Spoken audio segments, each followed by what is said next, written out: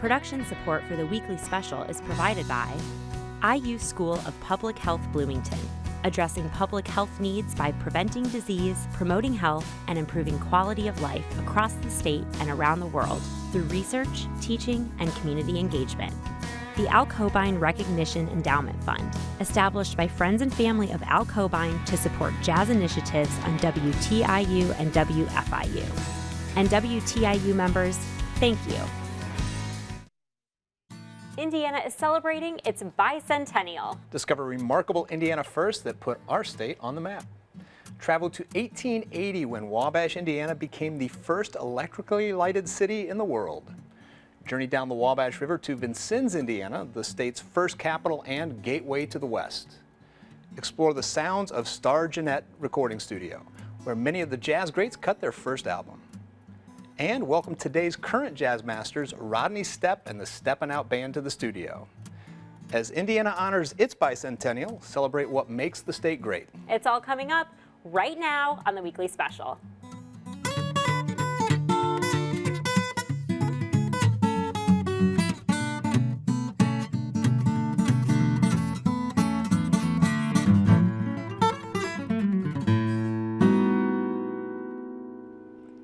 Welcome to the weekly special. I'm Daryl Neer. And I'm Erica Sagone.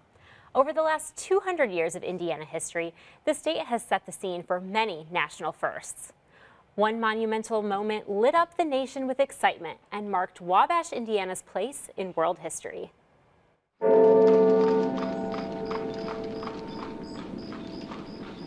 March 31st, 1880. The fame of Wabash, Indiana has been wafted upon every breeze and hurled from one point of the compass to another until every nook and corner in America has been reached. This is because she is the first city in the world to be lighted by electricity. It was the strangest light ever exhibited in these United States. Fort Wayne Gazette.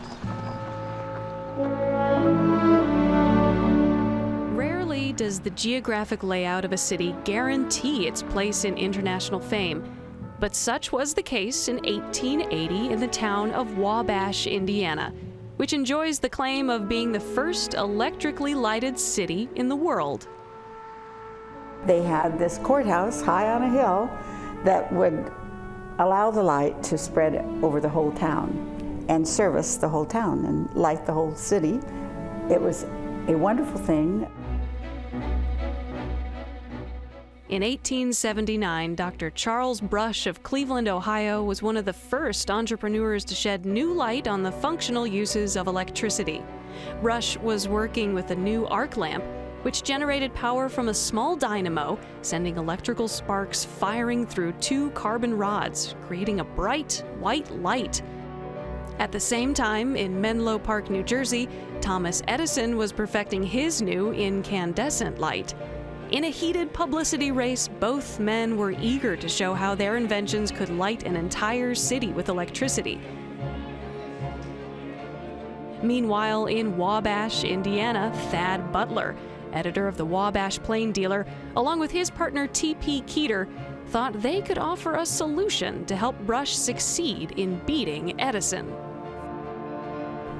These two men were walking one night and noticed that big courthouse and thought maybe the top of that courthouse would be a good place to try lighting the town with these new lights they'd read about. Thad Butler went to Cleveland, talked to Charles Brush, presented him with the idea. He liked the idea, and so they brought it back to the city council. Notes from a city council meeting in February 1880 stated that Wabash would agree to pay $100 to the Brush Company to set up a lighting demonstration at the Wabash Courthouse in March. If the event proved successful, Wabash would pay the company $1,800 to set up a permanent lighting system in the town. The two editors from the Plain Dealer were thrilled and hyped the coming attraction with great flair. But as soon as the deal was signed, Wabash citizens began to question the move. The city's rival newspaper called the lighting event a stunt, and many worried about the motives of folks from out of town who might abscond with the tax money raised by the good people of Wabash. none of whom had ever seen electric lights before. People had read about electricity. People in Wabash had read about it, but they had never experienced it.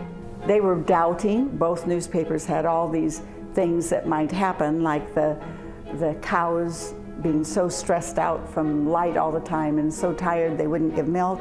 The chickens, the same thing. They'd probably croak. They'd be so tired. As the time drew closer to the March 31st lighting event, tensions soared in Wabash. Plain Dealer editor Thad Butler reported that one day the arguments grew so heated between the two Wabash newspapers, the editor of the rival paper accosted a Plain Dealer editor by holding a pistol to his throat and threatening him. Butler and many members of the city council began to doubt their decision. They have a moment when they are wondering, what have we done? Why did we decide to take this on? You know, will it work? On March 31st, 1880, special trains from all over the Midwest poured into Wabash, crammed with people hoping to see the spectacle. The tiny town of 2,500 citizens was flooded with more than 10,000 spectators from all over the country. So on March the 31st, at 8 o'clock local time, it was pitch dark. And the arrangement was that the lights would come on at 8 o'clock. At the stroke of 8, there was tremendous tension in that crowd. They were standing there and hearing the clock go bong, bong, bong. All of a sudden, the lights came on. And it was such an awesome thing. They were so bright that people were absolutely quiet for a little bit. They didn't even say anything. It was like... There was dead silence. You could have heard the proverbial pin drop. And then the cheers, of course, and the celebration. And supposedly, a farmer out in the country, it was so bright out there, and he saw this light, and he ran in and said, "Get on your knees, Mother, the world is coming to an end." The crowd spread over the suburbs, making tests by looking at watches and reading newspapers in an area that just moments before was pitch black. In short, Wabash now enjoys the distinction of being the first city in the whole world to be lighted by electricity. Chicago Tribune. This became a great matter of civic pride, and some of that still exists today.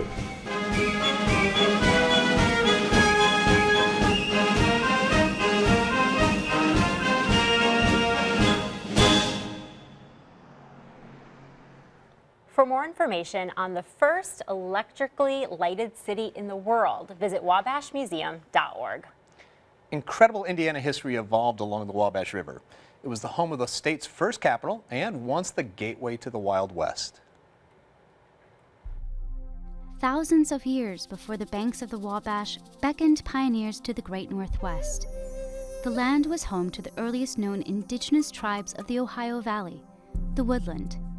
Their burial mounds, still evident today, remained undisturbed for nearly 1,000 years before the first Europeans arrived. By the 1700s, French fur traders settled in the area, drawn by plentiful game and the natural trading highway the Wabash River provided, claiming the land for the French colony of Canada. The French had been developing the Wabash River as a new route to connect the northern area of Canada with the southern area of Louisiana. And they established a series of forts, beginning with Detroit. And the logical thing then was to build a fort on the lower Wabash River. They chose for this one of the French-Canadian Marine officers, François-Marie Bissot, the Sieur de Vincennes. In 1730, he came down and brought with him a tribe of Piankashaw Indians down into Louisiana and established his fort here. Known as the Post before being renamed Vincennes in 1735, the fort became the first European settlement in Indiana, home to a number of French-Canadian families who lived in peace alongside the neighboring Piankashaw village. After the Sieur de Vincennes' death in 1736, Louis Saintonge took over command. He decided to put the town on a more permanent basis by encouraging agriculture.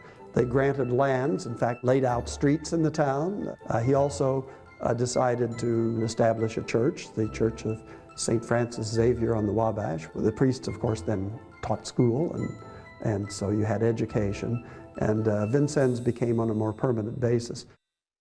In 1754, the French and Indian War erupted across the territory.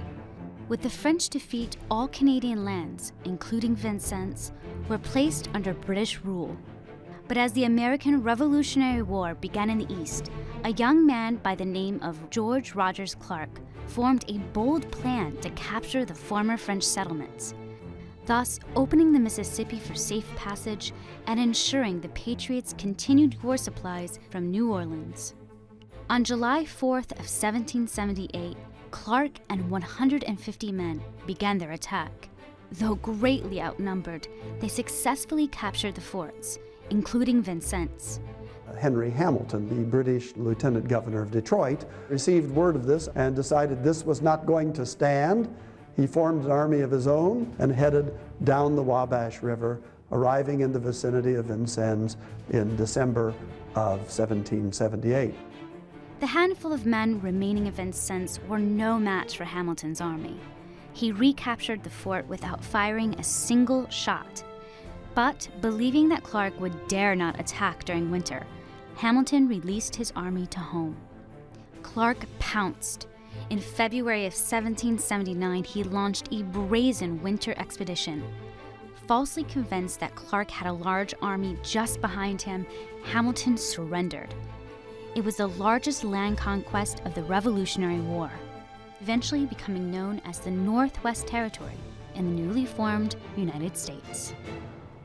All the western part of the land in 1800 became the Indiana Territory, and Vincennes was selected as the capital city of this Indiana Territory. It was the oldest town in the territory. It was 70 years old by this time, way older than any other community. It was also centrally located. William Henry Harrison, who had been the Secretary of State, was appointed as governor of the new Indiana Territory, arrived out here in January of 1801 to set up the government. Harrison's arrival ushered in a new intellectual era for Vincennes. In 1801, he established the Jefferson Academy, today known as Vincennes University. He also hired an official printer, creating the territory's first newspaper, the Indiana Gazette. But it was Harrison's efforts outside of town that began to raise tensions. Governor Harrison made treaty after treaty with the surrounding tribes. By the end of the decade, he had ceded nearly 75% of the territory from the Native Americans. In 1810, Shawnee leader Tecumseh met with Governor Harrison to negotiate a land compromise. Harrison refused, and the resulting Battle of Tippecanoe led to the War of 1812. Harrison's victories as commander of the Northwest Army would earn him a gold medal for service and pave the way for his eventual presidency.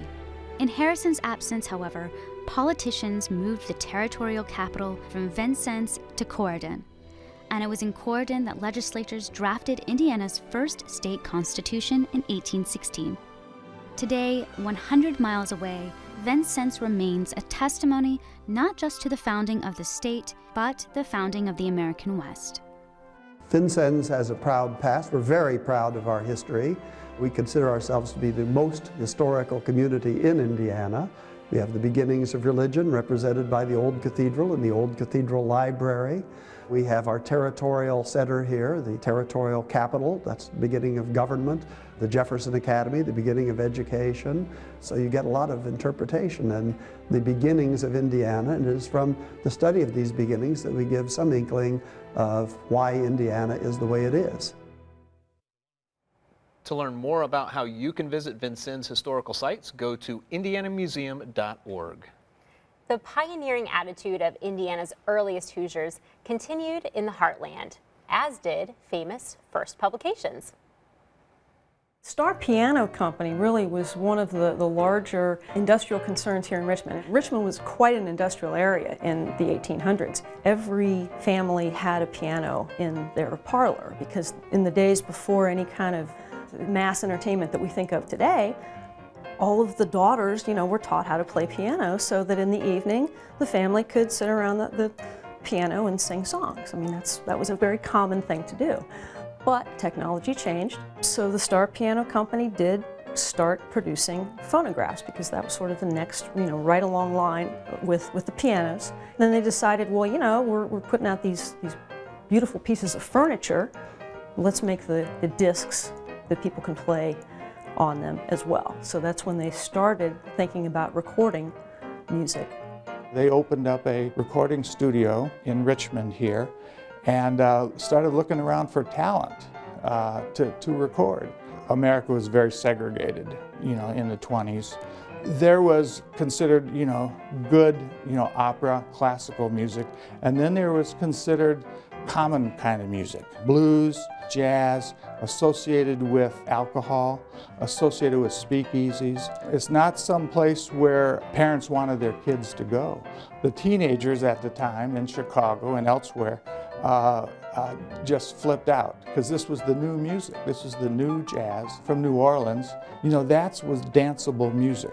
This was jazz, was kind of an upbeat, kind of a hot kind of music. The Gennett's took advantage of niches in the market. They didn't see race as a barrier for expanding their business. People of all races and backgrounds came here to Richmond to record. The reason these bands came to little old Richmond, Indiana was because the big companies, Victor and Columbia in New York, they were doing classical music. That's what people wanted to hear, and that was the accepted, nobody listened to jazz. I mean, that was like, rock and roll in the 50s. And so only in retrospect are these recordings really, really important. At the time, it was just a way to, keep the doors open. There was a group in Chicago that was creating a big excitement, and they were the New Orleans Rhythm Kings. And this is the group that Hoagie Carmichael flipped out on, Bix Beiderbecke was singing. So in 1922, the New Orleans Rhythm Kings came down here in an automobile and cut their first songs, like Tin Roof Blues. Within 6 months, King Oliver's Creole Jazz Band was here. A young cornetist was playing with King Oliver, and his name was Louis Armstrong. So we have the first jazz masterpieces were recorded here in Richmond. King Oliver's Creole Jazz Band was just the hit of Chicago. And then after that, it was just kind of an avalanche of recording artists that came here to Gennett. What was sort of unique about Gennett is that they didn't put a lot of restrictions on the musicians. In New York at Columbia, Victor, they would bring in musicians and they would demand they play certain ways and play certain songs, where Gennett wanted the musicians to play their best stuff, the stuff that they played on the stage. They played, the weekend before in Chicago. One of the things that's of historical importance here at Gennett is that Jelly Roll Morton, a marvelous piano player, recorded with the New Orleans Rhythm Kings right here in Richmond, Indiana. And it's the first documented instance of black and white musicians recording here, and that happened at Gennett's studio. The numbers of people who came through here are just incredible. There's about 10,000 master recordings that were made. And then from there they would print many, many records, of course, depending on how the sales were going. Jazz became the popular music. It moved from a regional thing, New Orleans thing, to a national thing. Gennett Records, through documenting the recordings of these marvelous musicians, giving them opportunities to record at young ages, not restricting what they could record. A record, you can actually hear what the voice sounded like. You could hear what the cornet or trumpet sounded like, or the piano. And you could say, that's Jelly Roll actually playing that Starr piano, or that is Hoagie Carmichael playing Stardust. So you can go back in time and hear that.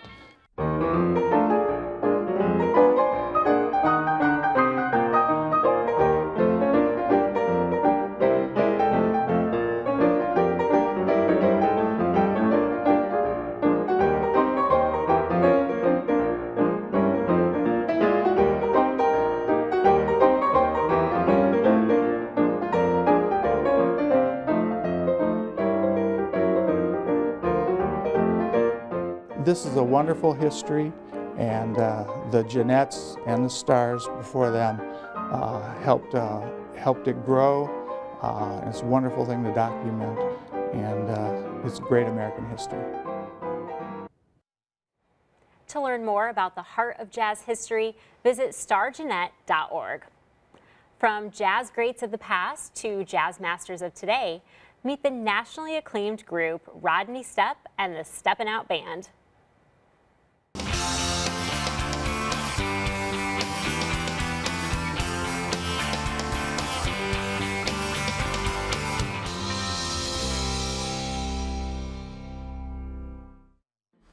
I was about 2 years old, and one of my aunts had a grand piano. Every time I went over to my aunt's house, that's the first place I ran to. By the time I was 4 and a half, they decided to have me tested. Went to Jordan College of Music on Butler's campus and had me tested. I got accepted at 4 and a half, and I've been doing music ever since. I remember being about 4, seeing Al Hurt play trumpet on TV. And I thought that was pretty cool. I wanted to play the trumpet. At 7, I got a trumpet, started taking lessons, been in love with music ever since. I received my on-the-job training through high school bands and through the first part of my young adult life. Joining the Spinners, I never would have traveled and seen as much of the world as I did. I traveled with some of the biggest stars you can name, Stevie Wonder to Earth, Wind & Fire, whoever it was. We got a chance to do a lot of music. The Spinners had a lot of hits. So the legacy, the history of that, it's irreplaceable. Best musical years of my life. Learned a lot, got my doctorate. Well, I actually met Steve in the 80s. Steve was working at a music store, and our friendship developed into more than just a salesman-buyer relationship, and we really became friends. Our current CD is called Second Chance, because Rodney and I both felt like we were given a second chance to work together and a second chance at putting original music out there. When I was really inspired and motivated by my father, as this was one of his dying wishes on his deathbed. He said, I want you to do your music. I always have been writing vocals. I've just always written them for other people. I never wrote them for myself. Now it's time for me to write them for myself. So I decided I'm gonna do my first solo album. But one of the things I wanted to do on that album was dedicate and write a song in memory of my mother and father. And I wrote a song called Come Home, Old Faithful Servant. In 1998, the song went to #2 on the charts. Rodney and I both want to make music that speaks to people. It's an opportunity to let people feel better about themselves and about the world. We try to communicate to the audience and engage the audience. Rodney is a fabulous entertainer. I've never met a better performer and entertainer than Rodney. It's not about you, it's about your audience. Get them engaged, get them involved. Let them be a part of your process. We're having fun. That's it. We have fun on stage, and we want the audience to have fun, and that's the whole point of it. I'm very passionate about my music, and every part of my life, music had something to do with it. We do it because we love it. I'll never retire from music. It's a part of me. It's what makes me happy. It's my passion. God's not done with me yet. For the latest listing of upcoming performances, visit the Rodney Stepp and Steppin Out Band Facebook page. Thanks for joining us. Now sit back and enjoy Rodney Stepp and the Steppin Out Band. And don't forget to visit weeklyspecial.org to see the band's full performances in our studio. You don't want to miss it. Goodbye.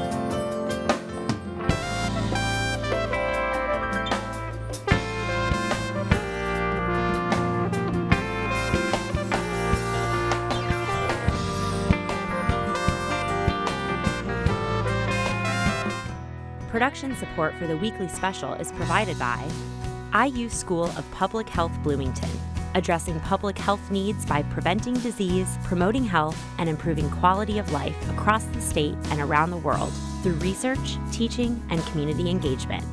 The Al Cobain Recognition Endowment Fund, established by friends and family of Al Cobain to support jazz initiatives on WTIU and WFIU. And WTIU members, thank you.